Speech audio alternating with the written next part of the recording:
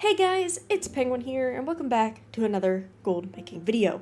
In today's video, this is episode 6 of our Midnight Preparation series, and this is going to be our deep dive into Inscription. We're going to be talking about all of the new scribe changes happening in the expansion, a lot of changes with Darkmoon cards, how the profession is just set up as a whole, and of course we're going to be talking about leveling, specializations, making gold, and all of that.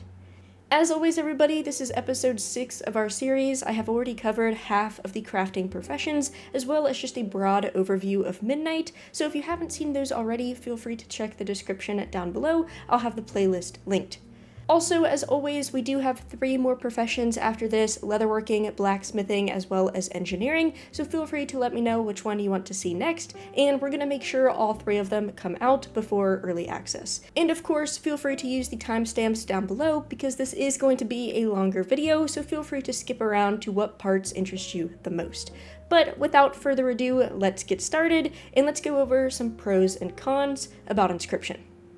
Now, I think the biggest pro of Inscription, and this isn't necessarily Midnight specific, is just the amount of useful recipes that scribes can make. What I'm talking about is, of course, things like missives and items like that are always going to be used when crafting gear. Like, obviously, those things are going to be popular, but really, I'm kind of talking about the profession treaties as well as contracts. A huge moneymaker in every single expansion is if you can get your hands on the contract recipes first, because they are generally locked behind the renown of whatever contract faction you're trying to get. But if you're one of the first few people who can get that recipe and start producing them, you can make millions of gold. That happened in Dragonflight, that happened in the War Within, and it's definitely going to happen in Midnight. So if you're somebody who's, gonna stay up for early access and you really want to grind, you can definitely go for being one of the first few people who can make contracts, and that's gonna make you a lot of gold. Now, it's not as flashy as contracts, but profession treaties are also super great. They reward you your 1 weekly knowledge point, or if you're a scribe, you'll get 2 weekly knowledge points for your professions, and everybody needs one every single week. So of course, if you are a scribe, that means you can craft these for all of your alts, so you don't have to rely on others, and also you can look at public work orders, or even people will request them from you, and that's just some extra income that is practically always there every single week.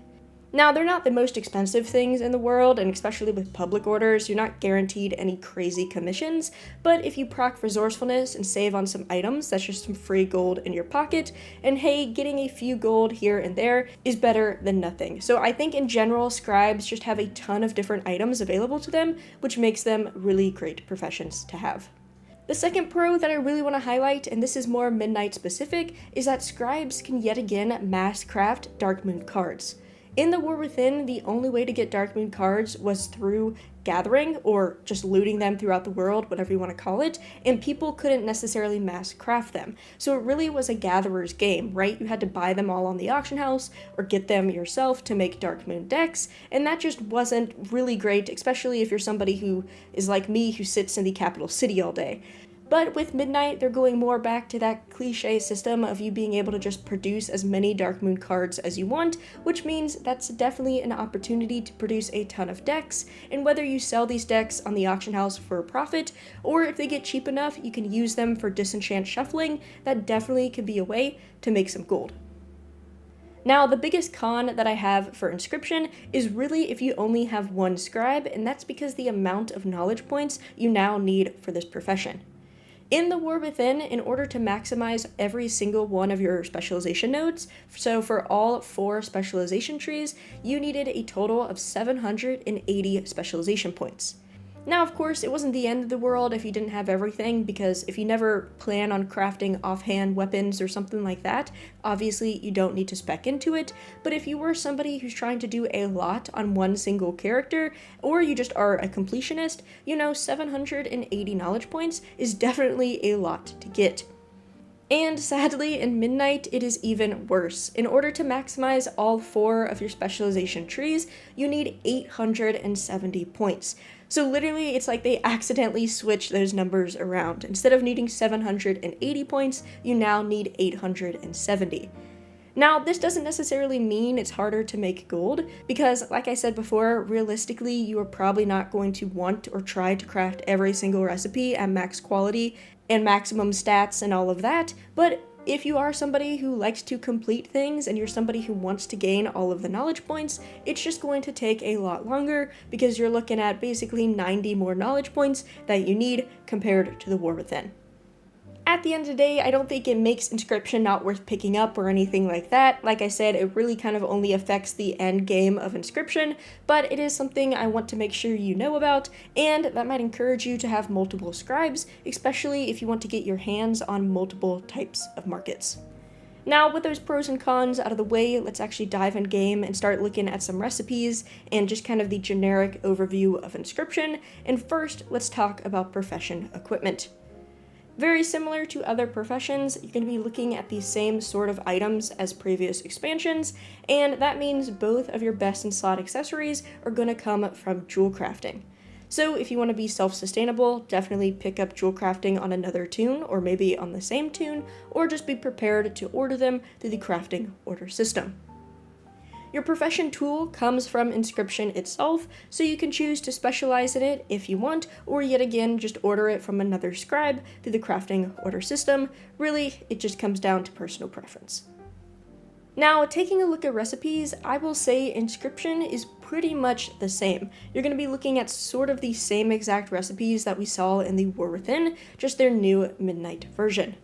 Up first, we have milling, which is the backbone of all scribes, and you're going to be able to turn all 4 different herbs into their 4 different pigment types.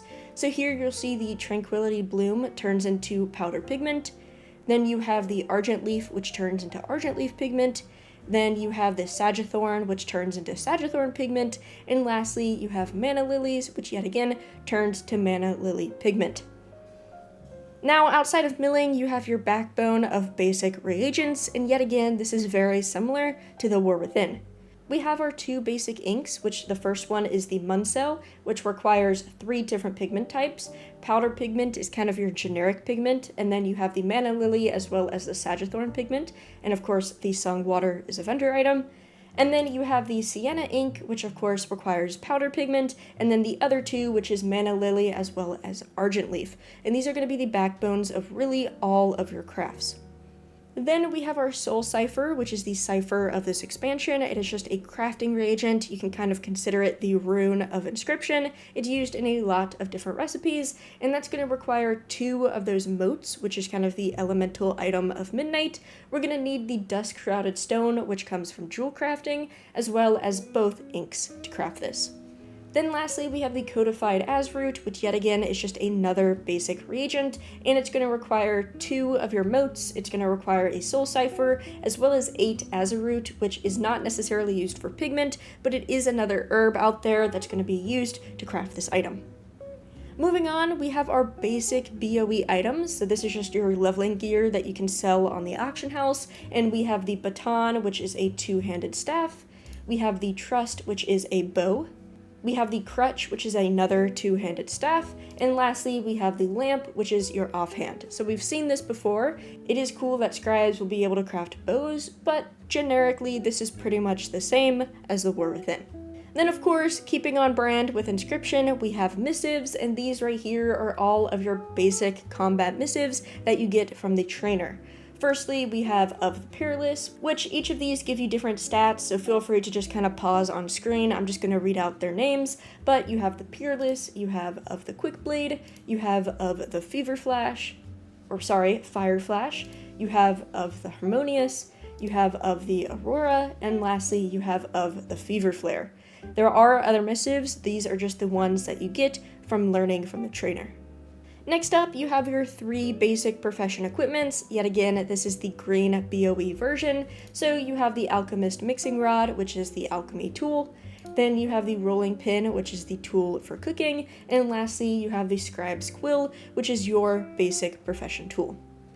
Then the last profession trainer recipe, there is not that many recipes here, is the Vantis rune. So of course, every single raid that we get a Vantis rune, and for the first one in season 1, we get Vantis rune Radiant, which is going to be something that you use weekly, and you'll gain a versatility buff for the week whenever you use it. So this is very classic, we've seen these in the past few expansions, and you can expect to get one for every single new raid that drops in Midnight. Now, outside of the trainer learn recipes is when Inscription actually gets pretty exciting, so let's take a look at those. Up first, we have our mysteries, and this is going to be how we actually craft Darkmoon cards.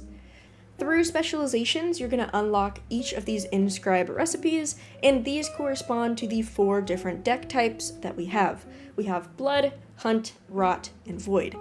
And what this allows you to do is use inks or essences, and then you'll craft a card. We'll demonstrate this in the actual specialization portion of the video, but you'll see here I'll be able to select either the Muncell ink or the Sienna ink, or you can use the Essence of the Fair, which is just another basic reagent that you'll buy off the auction house. But you'll see here if we select one, it's going to cost us 2 ink, and this is going to craft us a random Blood Darkmoon card. And so this applies for every single type. They all use the same reagents. It's simply just what deck or what sort of card you're going for. Then we have transcribe. So those were inscribe, which is turning inks/essence into cards. And then we have transcribes, which should theoretically be able to turn one type of card into another deck type. For example, here you'll see for Transcribe Blood, it uses one of those Essence of the Fair, and then you can choose some sort of card. So here you have the Hunt, Rot, Void, etc. So you have the 3 other deck types, and so that means, let's say you really are looking for Blood cards, but you have a ton of Hunt, you can start transferring those Hunt ones over to Blood. Now the thing is, at the time of recording this video, this actually doesn't work. Right now, it just bugs out and nothing happens. So hopefully when early access/midnight starts, this is actually working. But as of right now, this does absolutely nothing. But in theory, it's called transcribe. It should be able to just convert one card into another. I assume it's going to be a random card. For example, if you have like a 2 of Rot and you try to transcribe it to Blood, I assume it's not going to just give you 2 of Blood. I assume it's going to be a random Blood card. But like I said, that's untestable because it just doesn't work. Up next, we have the embellishments, which are Darkmoon Sigils. These existed in the War Within, and this is just the embellishment item that can be added to different weapons and offhands, and it gives you a specific ability. Once again, it is related to each different type of deck, and you'll see that the deck is actually used to craft this, so this isn't necessarily going to be a cheap craft, but we have the Darkmoon Sigil Blood, which yet again, feel free to pause it to read it. Then we have the Sigil Hunt, we have the Sigil Rot, as well as the Sigil Void. Now personally, I must admit, I have never actually tried to sell these before. I have never purposely spec'd into Darkmoon Sigils. To my knowledge, they weren't really best in slot in the War Within. I could be completely wrong, but assuming that's kind of the same case in Midnight, I wouldn't necessarily recommend speccing into these, unless for some reason they come out on the top of best in slot list, but something to keep in mind, these do exist, but personally, I've never had much success with them. Next up, we have the big high-end trinkets, which are called Darkmoon Dominions. And yet again, there are 4 types, 1 for each deck type, and this is going to be very, very expensive to craft, as it requires decks as well as a large amount of materials, and they also require sparks. So this is your BOP high-end trinkets, and yet again, they all have some sort of special, unique equipped ability, so feel free to pause and read that themselves. Yet again, personally, I have never seen these sort of items on best in slot list. Yet again, I could be completely wrong, so definitely something to check out, but personally, I am not planning on speccing into these. I don't really do crafting orders anyways, but once again, I would kind of be wary. I would not necessarily fall into this trap unless gear lists come out and for some reason these are on top of the list and every single class wants these. Up next, we have our BOP, our high-end version of the weapons that we saw earlier. So we have the cane, which is a two-handed staff. We have the lantern, which is your offhand. We have the pike staff, which is another two-handed staff. And lastly, you have the sprig shot, which is your bow. So if you are somebody who's looking into crafting orders, definitely see if these are going to be good. People that need two-handed staff, people who are going to use bows, hunters, etc., these definitely could end up on a really good list, so if you are somebody who does crafting orders, this is something to look into. Up next, we have the good old contracts that we talked about at the beginning of this video, and we have one for each of the 4 factions. So we have the contract of the Amani tribe, we have the contract of the Harati, we have the contract of the Silver Moon Court, and lastly, we have the contract of the Singularity. As always, these are going to come from the actual quartermaster vendor of that renown, and you're going to need a specific renown level. I'll have it listed on screen, but you will need to hit that renown level to purchase these recipes, and then you can craft these however much you want. Once again, these are needed throughout the expansion, and every single patch when we get some sort of new faction/new zone, we should also get a new contract with it, and if you are one of the first people on the region to get these contract recipes, that can definitely be a great moneymaker. Up next, we have all of the missives for all of your profession tools. So this is for gathering as well as crafting professions, and this is going to be how you can guarantee a specific stat on your profession tool. So at first, we have crafting speed, and all of these are going to come from your vendor. This is going to cost Artisan Moxie, so you won't be able to unlock these necessarily all right away, but depending on which ones, are most in demand, most likely your concentration or your multi-craft ones, or maybe perception if you're gathering, things like that, you can choose which ones you want to unlock first, but all of these are going to come from your vendor for Artisan Moxie. And so we have the Missive of Crafting Speed, Missive of Deftness, Missive of Finesse, Missive of Ingenuity, Missive of Multicraft, Missive of Perception, and lastly, Missive of Resourcefulness.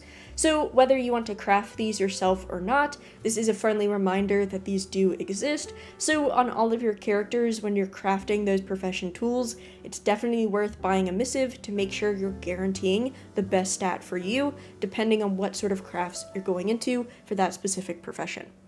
Up next, we have our rare and epic profession equipment, and so we have the Sindori, which is your rare quality. So we have the rolling pin, the quill, as well as the mixing rod. A lot of these, and actually I think all of these in this case, come from Specializations.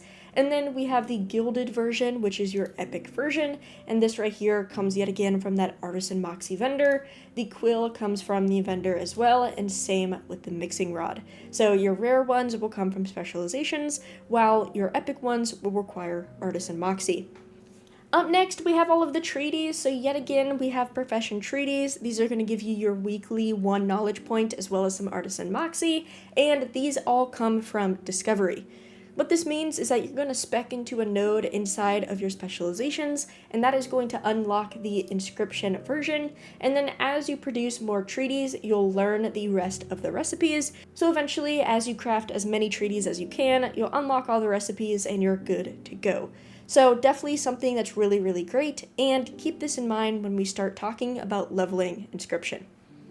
Then the last 2 sections, things we've seen before, we have yet again PvP gear. This actually did pretty good in Dragonflight. In the War Within, it wasn't as great because it requires these ribbons that take a while to get, but we do have the PvP gear, which you can purchase from the PvP vendors. And then we have a boatload of housing decor. Scribes right now across all professions and across all expansions have the most profession decor available to them, and in Midnight they're also gaining the most new recipes. So if you're somebody who does like crafting decor and farming lumber and stuff like that, Inscription is going to be your #1 priority because look at how many recipes there are. Now they come from a variety of sources. Things like this comes from Renown, the Eversong book comes from the Moxie vendor we talked about earlier, the signpost comes from Renown, the shelf comes from the Moxie vendor, etc, etc. So they're not necessarily going to be super easy unlocks, but if you're somebody who's in the housing decor market, definitely don't forget about Inscription. And with all of those recipes out of the way, let's talk about leveling. And in good news, leveling is probably the simplest it has been. To start out, you're going to mill herbs, and milling herbs is going to get you to skill level 20, and so you can just choose, the cheapest herb at the time of leveling, it doesn't really matter, and then you'll have a bunch of pigment on your hands. You can use that to craft a variety of reagents for their first time bonuses, or simply just sell it on the auction house, and then you can craft a few of those weapons, those basic BOE weapons, until about skill level 25 or 30. At skill level 25, you're going to want to go into Specializations, and you're going to want to unlock Calm Hands. What this does is instantly gives you the Treaty of Inscription recipe, just like that. I did not have to spend any knowledge points, I simply just had to unlock this tree, and this single craft will take you all the way to 100. Now, of course, depending on when you're doing this and how much gold you have, it could be pretty expensive. It's going to require 3 vellums, which are just vendor items. It will require a mote of wild magic, also 1 of each ink, but you can craft this all the way to 100. At skill level 80, it will turn yellow, so from 80 to 90, you might have to craft a few more because it will be yellow, and then from 90 to 100, it will be green. So that 90 to 100 mark might be rough. Now remember, as you craft these treaties, and I'll do it on screen now, you'll have the ability to discover the other treaties just like that, and these all share almost the same crafting recipe. Really, the only difference is the type of mote, but what you can do is, as you are leveling the profession, just make sure you craft 1 of each of these to get the first craft bonus, and not only are you leveling, but of course you're also getting the moxie as well as the knowledge points, which you can use later. Another bonus tip, of course, is if you are somebody who's doing a lot of professions, go on your alts and request private orders for these treaties from your scribe. So as you're leveling up your scribe, let's say you have an enchanter, request a bunch of enchanting treaties, so not only are you crafting these to get your skill, but these treaties will be sent to your enchanter, and let's say you craft 5 of them, that means your enchanter is good to go for the next 5 weeks, and you don't have to worry about crafting these every single week, you'll just have a little bit of stockpile on that character. And of course, if you're really, really low on gold and you can't simply just mass craft all the way to 100, or you just want to be as efficient as possible, you definitely can rely on public orders or private orders if you just get other people to request them. People are going to be looking for treaties, so you can definitely use the crafting order system to get this done at a cheaper rate. Now, that's not the only way to hit 100. Personally, I think that's just the easiest method, and as somebody who has a lot of gold, I'm definitely going to do that. But if you are somebody, let's say, who's going to spec into weapons, this is going to give you 3 skill each, so of course, as you're completing orders, this will just passively level you up. If you're somebody who's going to craft contracts, of course, that's also going to give you skill. Profession equipment, the same deal, things like that. Theoretically, what you can do, especially at this point in time when, there's no moxie required to craft these, you could unlock a recipe like the mixing rod, which comes from Specializations, and then you can use this to craft all the way to 100. This might end up being a cheaper route depending on, the price of reagents. This does give you 2 skill ups, so that's something to keep in mind, but of course that requires you to spend knowledge points, and of course you'll be left with a bunch of mixing rods, which I guess you could disenchant, or you could see if people want them and order them through the crafting order system, but that's a lot of mixing rods to craft. So just something to keep in mind, there's a ton of options out there, but if you just want a simple, straight way, just craft a bunch of treaties for you and your alts, and then you're good to go. Now, with all of that information out of the way, we can dive into specializations, and something that I really appreciate about Inscription is how simple the specialization trees are. There's none of this tricky, okay, I have to go into this tree for this 10 skill and then go into this tree for the other amount of skill that I need. Everything is pretty much separated into its own little tree, and that's really the only nodes that you have to focus on. What I mean by this is if we go into specializations, you see we have blueprints, we have calm hands, we have perfected products, as well as Darkmoon curiosity. Calm hands, like we saw before, is going to be your fundamentals of Inscription. So we went into calm hands before, this gave us our treaty recipe, but if we look over every single point that we put into here, we're going to gain multicraft, ingenuity, as well as resourcefulness. None of this gives skill, so keep that in mind, but this is going to boost all of your secondary stats. When you put 5 points in, you're going to get a big bonus of 15 multicraft, 15 resourcefulness, as well as resourcefulness refunding more items. And then finally, when you put 10 points in, you're going to gain another 15 multicraft, another 15 resourcefulness, 5% refund with resourcefulness, and this is how you're going to gain 2 knowledge points whenever you use your treaty compared to 1. This is a scribe only bonus, but that is very, very useful, and I highly recommend putting 10 points in here, so every single week you're gaining an extra knowledge point, and that will add up over time. But all of those bonuses, the multicraft, the ingenuity, and the resourcefulness, that is going to affect every single craft. Then the 3 branches that we have just relate to all of the different profession stats. So over here we have the diligence, the dexterous diligence, which is going to be for multicraft. So every single point you put in is going to give you +3 multicraft, but you're going to gain a bunch of bonuses, which I'll just kind of hover over. This is going to give you 25% more goods, 25% more goods, +10 multicraft, 25% more, and lastly 25% more. So if you're somebody who's going to be doing mass crafting and you're crafting reagents or missives, something where multicraft procs, this is going to be a tree that you definitely want to put your points into. At the bottom, we have the exact same idea, but for resourcefulness, so +3 resourcefulness every time you put a point in. Then we have the bonuses, so you're refunding more resources, getting more resourcefulness, and of course, refunding more resources. So if you're somebody, let's say, doing the profession equipment route or something where multicraft doesn't proc, resourcefulness is definitely going to be another great stat to level up. Then of course, same thing applies. We have the ingenuity node, so every single point you're going to get ingenuity, and then you're going to get your concentration refunds, so you'll get more concentration back if it procs. Same thing applies for all of the different ones. You're going to get more and more ingenuity, and of course, you're going to get more and more concentration. So if you are somebody who's setting up scribes for concentration crafts, that will be the main profession node you want to go into. So yet again, this isn't going to give you any sort of skill. Calm Hands is simply just going to buff all of those 3 profession stats. Next up, we have Blueprints, which is probably my least favorite specialization, and that's just because I don't do crafting orders, but this is going to be all your profession equipment and all of your weapon needs. And it's very nice because it's broken down into exactly that.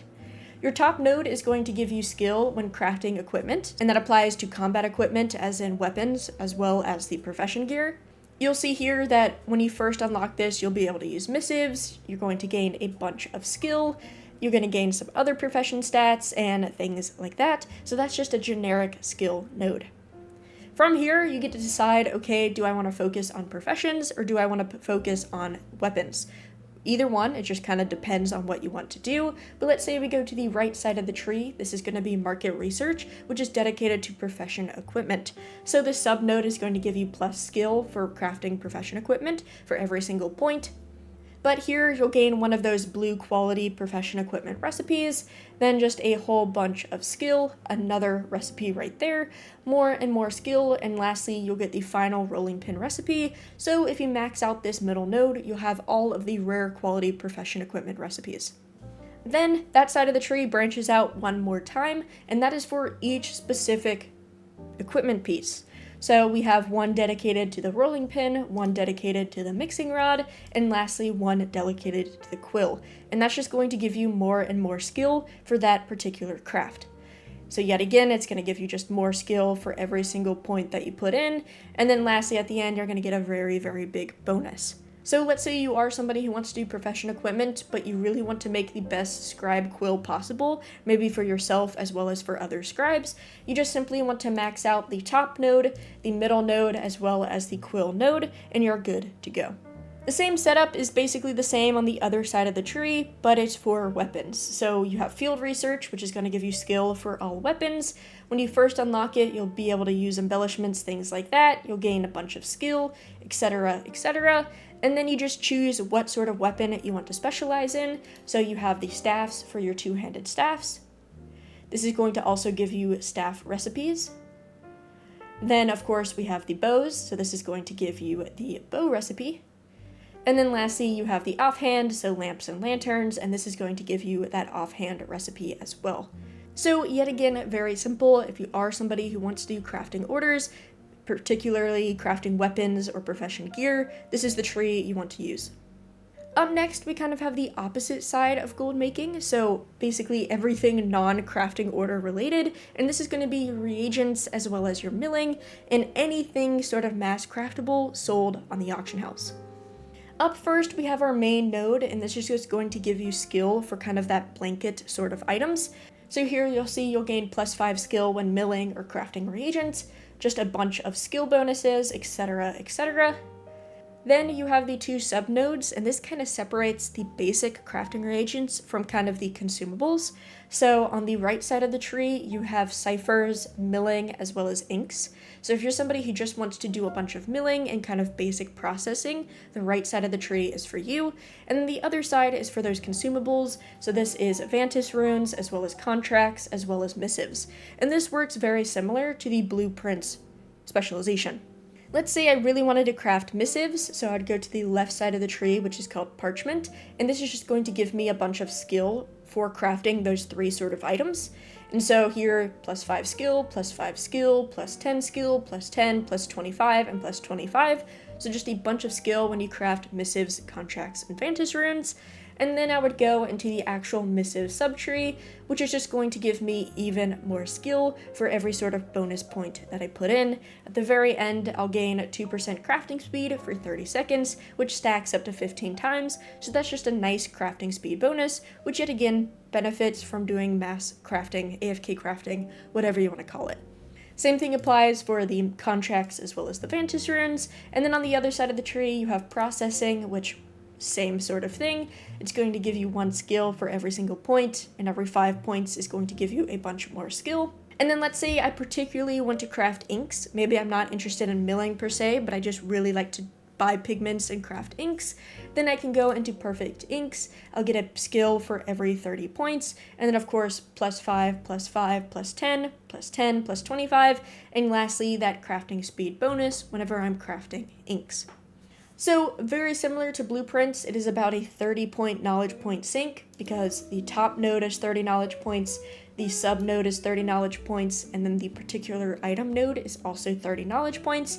So for example, if you wanted to max out milling, you would do 30 points into products, 30 points into processing, and 30 points into perfect milling.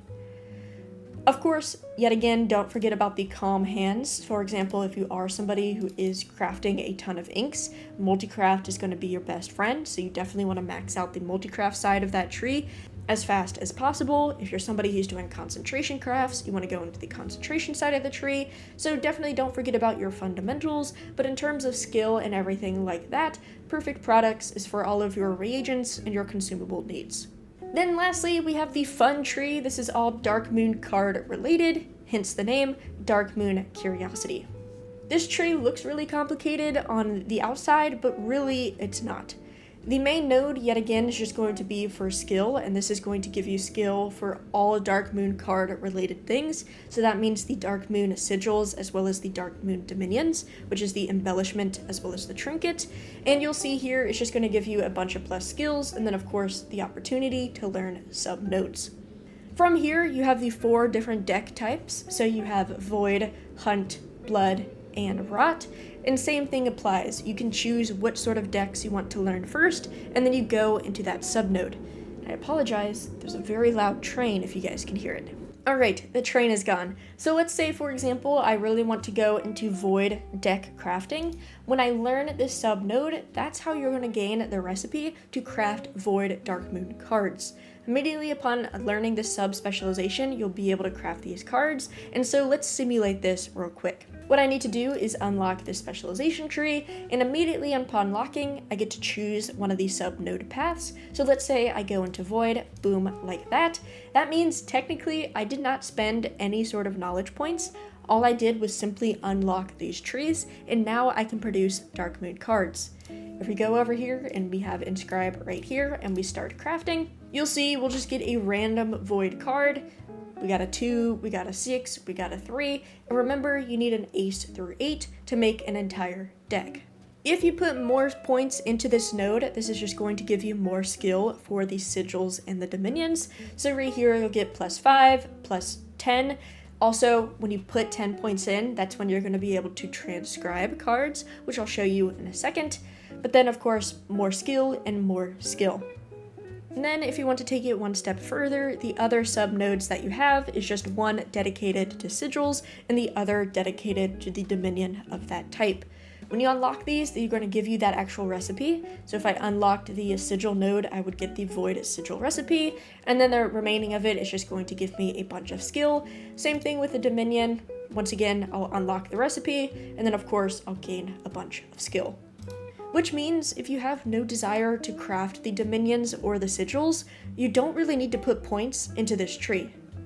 If you're somebody who wants to mass craft Darkmoon decks, all you really need to do is just unlock all of the sub-nodes, and hold on, I ran out of knowledge points, let me get some more. There we go.